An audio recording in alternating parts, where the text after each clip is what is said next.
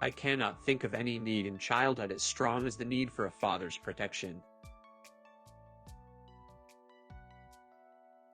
If a man has been his mother's undisputed darling, he retains throughout life the triumphant feeling, the confidence in success, which not seldom brings actual success along with it. Most people do not really want freedom, because freedom involves responsibility, and most people are frightened of responsibility. I have found little that is good about human beings on the whole. In my experience, most of them are trash, no matter whether they publicly subscribe to this or that ethical doctrine or to none at all. That is something that you cannot say aloud, or perhaps even think. He that has eyes to see and ears to hear may convince himself that no mortal can keep a secret. If his lips are silent, he chatters with his fingertips, so betrayal oozes out of him at every pore. The great question that has never been answered, and which I have not yet been able to answer, despite my 30 years of research into the feminine soul, is what does a woman want? The interpretation of dreams is the road to a knowledge of the unconscious activities of the mind. A civilization which leaves so large a number of its participants unsatisfied and drives them into revolt neither has nor deserves the prospect of a lasting existence.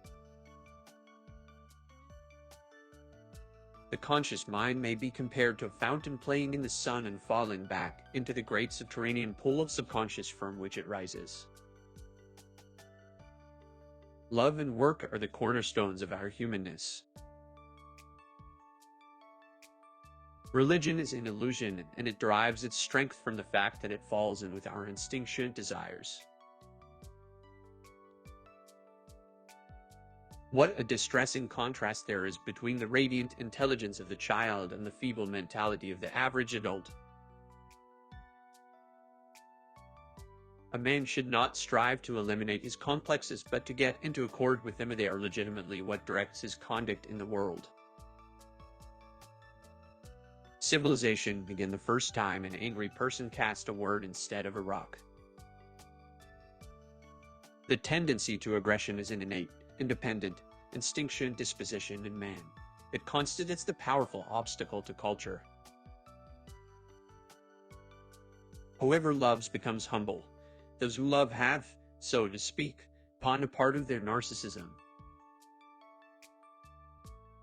What we call happiness in the strictest sense comes from the preferably sudden satisfaction of needs which have been dammed up to a high degree. The act of birth is the first experience of anxiety, and thus the source and prototype of the affect of anxiety. What progress we are making! In the Middle Ages they would have burned me, now they are content with burning my books. Every normal person, in fact, is only normal on the average. His ego approximates to that of the psychotic in some part or other, and to a greater or lesser extent. A certain degree of neurosis is of inestimable value as a drive, especially to a psychologist. Just as no one can be forced into belief, so no one can be forced into unbelief.